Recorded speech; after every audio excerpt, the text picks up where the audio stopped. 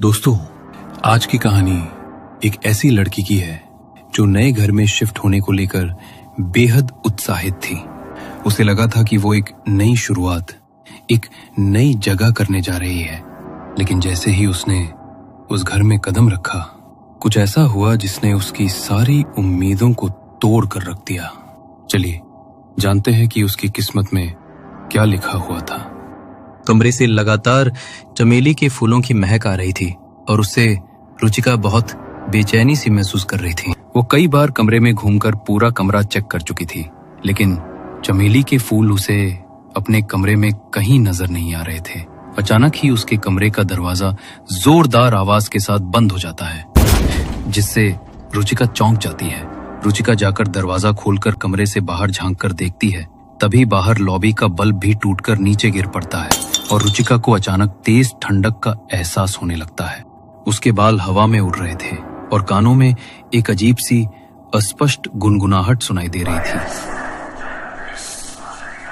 रुचिका को महसूस होता है जैसे कोई भारी भरकम सा हाथ अभी अभी उसके होठों को छूकर गुजरा है। रुचिका का डर से रोम रोम कांप उठा था। वो चीख कर अपनी माँ की ओर भागती है तो देखती है उसकी माँ रसोई में कुछ पका रही है। रुचिका दौड़कर अपनी माँ से लिपट जाती है। माँ कुछ तो है यहाँ। मैंने अभी अभी महसूस किया है। मैंने आपसे एक बात छुपाई है माँ। वो कल शाम को मैं आपको बताए बिना उस मजार पर गई थी। रुचिका ने अपनी आंखें कसकर बंद कर रखी थी और वो लगातार माँ को कल शाम हुई घटना के बारे में बता रही थी। अचानक ही रुचिका के कानों में एक आवाज सुनाई पड़ती है। पीछे रुचिका की माँ खड़ी हुई उसे आवाज लगा रही थी। रुचिका, क्या हुआ है तुझे? रसोई में अकेली खड़ी क्या बड़बड़ा रही है? रुचिका आंखें खोलकर देखती है। उसकी माँ रसोई के दरवाजे पर खड़ी उसका नाम लेकर उसे पुकार रही थी। वो घबराकर पलटकर अपने आसपास देखती है। उसके पास इस समय कोई भी नहीं था। अगर माँ वहाँ खड़ी है तो मैं अभी तक जिससे लिपटकर बातें कर रही थी वो कौन थी? माँ, आप वहाँ कैसे पहुँच गईं? अभी तो मेरे पास खड़ी थी ना। अरे, तेरा दिमाग तो ठिकाने पर है ना? मैं तो अपने कमरे में गई थी। मेरे कपड़ों पर तेल गिर गया था तो कपड़े बदल रही थी। फिर मुझे रसोई से तेरे सिसकने की आवाज आई। यहाँ आकर देखा तो तू अकेले में न जाने क्या बड़बड़ा रही थी। रुचिका का सर चकराने लगा था। उसे कुछ समझ नहीं आ रहा था कि उसके साथ घट रही इन घटनाओं का आखिर क्या मतलब था। रुचिका के साथ हो रही इस घटना को समझने के लिए हमें कहानी को शुरू से देखना होगा।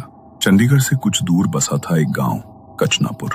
शहर के कोलाहल से दूर मनीष ने इस गांव में एक टुकड़ा जमीन लिया था। मनीष के लिए ये जमीन एक समझदारी भरा फैसला था। वो अपनी पत्नी बीना और 2 बच्चों के साथ आंखों में एक नए घर का सपना लिए उस सूनी पड़ी जमीन पर पहुंचा। लेकिन वो सपना बनाने की शुरुआत ही एक अशुभ नजर से हुई। बीना की नजर उस जमीन के बाजू में झाड़ियों में छुपी एक पुरानी टूटी मजार पर टिकी। इतनी दूर, इतनी सुनसान जगह और ये मजार? मनीष, ये सही नहीं लग रहा। अरे बीना, शहर के अंदर तो महंगी जमीन लेना मेरे बस की बात नहीं। ये जगह सस्ती है और मजार है तो क्या हुआ? अच्छा है, लोगों की आवाजाही लगी रहेगी। ये जगह शहर से थोड़ा बाहर जरूर है, लेकिन सुनसान बिल्कुल नहीं है। दिन रात मोटर गाड़ियां दौड़ती है सामने की सड़क से। और वैसे भी हमारा घर बनेगा तो देखा देखी एक एक करके आसपास खुद ब खुद लोग बसने लगेंगे। तुम फिक्र मत करो। इतने में हल्की हवा चलती है और एक झोंका बीना की गर्दन पर महसूस होता है। वो पलट कर देखती है लेकिन उसे वहाँ कोई दिखाई नहीं देता। अरे नहीं माँ, वो देखिए, मजार के अंदर से तो तेज चमेली की खुशबू आ रही है। लगता है अभी अभी कोई आया है। फूल और चादर चढ़ाकर गया होगा शायद। इसका मतलब है ये मजार वीरान नहीं है। फिर चिंता कैसी? बीना की बेचैनी हर शब्द में झलक रही थी, लेकिन मनीष या तो समझ नहीं पा रहा था या फिर समझना नहीं चाहता था। उसने वही जमीन फाइनल कर दी और जल्द ही घर बनवाने का काम शुरू हो गया। 6 महीने की मेहनत के बाद घर तैयार था। मनीष, बीना, रुचिका और रूहान वहां शिफ्ट हो गए। लेकिन कुछ ही दिनों में 4 लोगों की वो छत 2 चेहरों तक सिमट गई। मनीष दुबई लौट गया, रूहान हॉस्टल चला गया। अब उस नए वीरान घर में सिर्फ बीना और रुचिका रह गई थीं।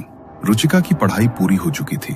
इन दिनों वो घर पर खाली रहती थी और धीरे धीरे अकेलापन उसकी आदत बनता जा रहा था। शाम के करीब 7 बज रहे थे। सूरज की गर्मी अब शीतल पड़ चुकी थी। रुचिका छत पर आ गई। खुले बाल, गुलाब की तेज खुशबू वाला इत्र और आंखों में गहरा काजल लगाए वो छत पर टहल रही थी। तभी अचानक उसे चमेली के फूलों की तेज सुगंध महसूस होने लगी। रुचिका ने अपनी छत से चारों ओर नजर घुमाई तो तकरीबन 100 मीटर की दूरी पर बनी मजार की टूटी दीवार के उस पार से उसे हल्का सा धुआं उठता दिखाई दिया। लगता है मजार पर कोई फूल और अगरबत्ती लगाकर गया है, तभी इतनी तेज महक आ रही है। अब उसका ध्यान बार बार उसी मजार की तरफ जाने लगा था। वो चाहकर भी खुद को रोक नहीं पा रही थी। कुछ देर बाद अचानक ही रुचिका छत से नीचे उतरी और मजार की ओर अपने कदम बढ़ा दिए। जब से वो इस मकान में शिफ्ट हुए थे, ये पहली बार था जब रुचिका ने मजार को अंदर से देखने का मन बनाया था। वो मजार के पास पहुंची और एक टूटी हुई दीवार पर बैठ गई। आसपास कोई दिखाई नहीं दे रहा था, लेकिन मजार पर चमेली के फूलों की चादर और अगरबत्तियां जलती हुई नजर आ रही थी। लगता है अभी कुछ देर पहले ही कोई यहाँ पर ये सब रख कर गया है। कितना सुकून है यहाँ। इतनी शांति आजकल कहाँ मिलती है। मेरा तो दिल करता है मैं यही रह जाऊं। वैसे ये अच्छा आइडिया है।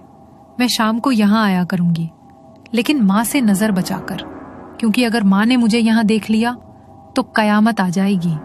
रुचिका मजार को देखकर अपने आप से बातें कर रही थी। कुछ देर वो वहां बैठी रही, फिर तन्हाई में कुछ गुनगुनाने लगी। जैसे ही उसके होठों से सुर निकले, माहौल कुछ अजीब सा बदलने लगा। अगले ही पल एक ठंडी हवा का झोंका उसे छूकर गुजरा। रुचिका चौंक गई और चारों ओर देखने लगी। अभी तक शांत पड़ा मौसम अचानक करवट लेने लगा और उसी के साथ एक जोरदार आंधी चल पड़ी। चारों तरफ सिर्फ धूल उड़ने लगी और उसी में रुचिका का गुलाबी दुपट्टा उड़कर मजार पर लिपट गया। रुचिका ने आंखें बंद कर ली, आंधी के रुकने का इंतजार करते हुए। कुछ देर बाद जब हवा थमी, उसने आंखें खोली तो देखा उसका दुपट्टा अब भी फूलों की चादर के ऊपर पड़ा हुआ था। वो घबराकर दौड़ी, अपना दुपट्टा उठाया, उसे सीने से लगाया और घर की ओर भाग पड़ी। उसे पता ही नहीं चला कि दुपट्टे में उलझे कुछ चमेली के फूल अब उसके साथ उसके कमरे तक आ गए हैं। घर लौटने के बाद रुचिका को अपना शरीर बहुत भारी लगने लगा। ऐसा लग रहा था जैसे तेज बुखार में हर जोड़ टूट रहा हो। उसने थर्मामीटर निकाला, टेम्परेचर चेक किया, लेकिन नतीजा देखकर हैरान रह गई। टेम्परेचर बिल्कुल नॉर्मल था। बुखार तो नहीं है, फिर अचानक मेरी तबीयत को क्या हो गया है? पूरा शरीर बोझ की तरह लग रहा है, हिलने का भी मन नहीं हो रहा। और मैंने तो आज रोज वाला परफ्यूम लगाया था, फिर मेरे कमरे से चमेली की महक क्यों आ रही है? रुचिका बिस्तर पर बैठी ये सब सोच ही रही थी कि तभी बीना की आवाज आई। अरे रुचिका, दिन छिपने को है, इस समय कहाँ चली गई थी? यहाँ आसपास कुछ है भी तो नहीं, ऐसे अकेले में मत निकला कर बेटा। तुम्हारे पापा भी ना पता नहीं क्या सोचकर हमें इस जंगल में बसा गए। माँ, क्यों गुस्सा करती हो? ये जगह उतनी बुरी भी नहीं है। कितना सुकून सा महसूस होता है यहाँ पर। रुचिका अभी मजार के बारे में बताने वाली थी कि तभी उसे याद आया कि अगर उसने माँ को बताया कि वो अकेली उस पुरानी मजार पर गई थी तो जरूर उसे डांट खाने को मिलेगी। इसलिए वो चुपचाप बात बदल देती है। माँ के हाथ का स्वादिष्ट सांभर और चावल खाने के बाद रुचिका को अपनी पलकें बहुत भारी महसूस हो रही थी। क्या बात है रुचिका, तबीयत ठीक नहीं है क्या तेरी?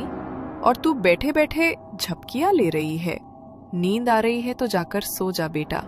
हाँ माँ, मैं भी यही सोच रही हूँ, थोड़ा आराम कर लेती हूँ। तबीयत ठीक नहीं लग रही, आंखें खोलने की भी ताकत नहीं है ऐसा लग रहा है। रुचिका अपने कमरे में चली गई। बिस्तर पर लेटते ही कुछ ही पलों में वो गहरी नींद में डूब गई। आधी रात का समय था, कमरे में सन्नाटा पसरा था। रुचिका गहरी नींद में थी, तभी उसके चेहरे के भाव बदलने लगे। वो करवटें बदलने लगी, होठों से कराहटें निकलने लगी।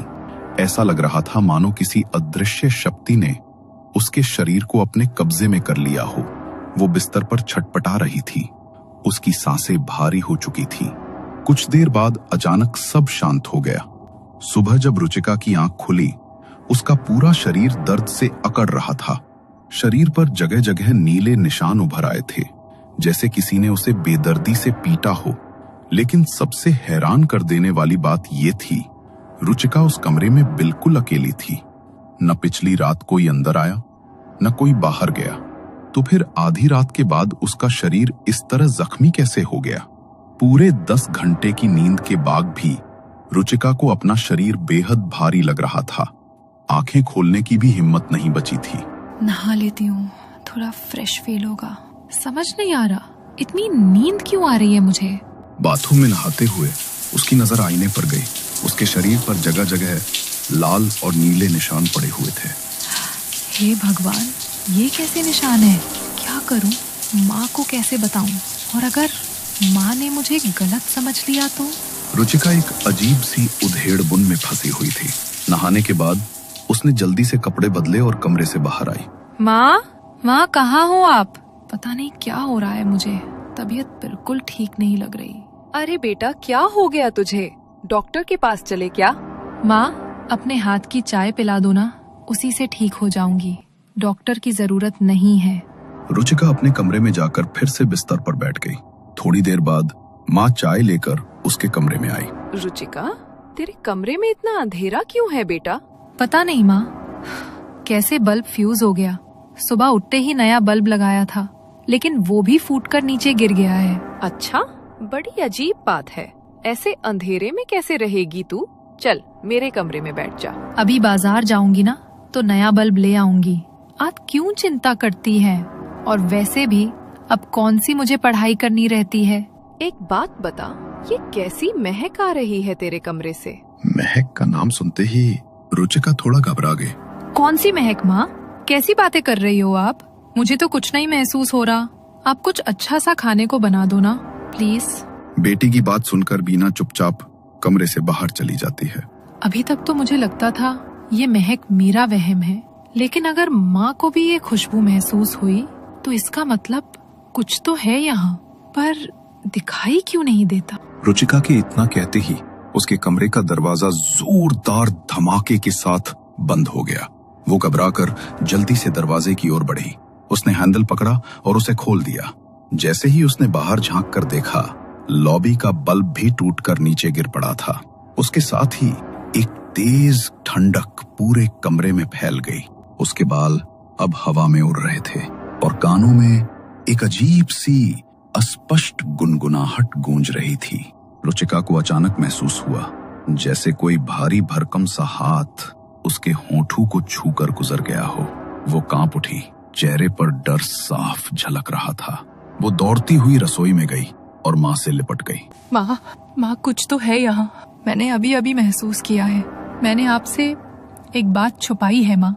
वो कल शाम को मैं आपको बताए बिना उस मजार पर गई थी। रुचिका, क्या हुआ है तुझे? रसोई में अकेली खड़ी क्या बड़बड़ा रही है? रुचिका आंखें खोलकर देखती है। उसकी माँ रसोई के दरवाजे पर खड़ी उसका नाम लेकर उसे पुकार रही थी। रुचिका घबराकर अपने आसपास देखती है। उसके पास इस समय कोई भी नहीं था। रुचिका की आंखों के आगे अंधेरा छा जाता है और वो चकराकर नीचे गिर पड़ती है। आखिर क्या राज है रुचिका के साथ घट रही इन घटनाओं के पीछे? घर के पीछे बनी हुई उस पुरानी खंडहर हो चुकी मजार का राज आखिर है क्या? क्या रुचिका ये समझ पाएगी कि जो कुछ भी उसने अभी महसूस किया वो सिर्फ एक शुरुआत भर है? आने वाले समय में अभी उसे बहुत कुछ देखना बाकी है। कहानी आगे क्या मोड़ लेगी, जानने के लिए बने रहिए कहानी के अगले भाग में।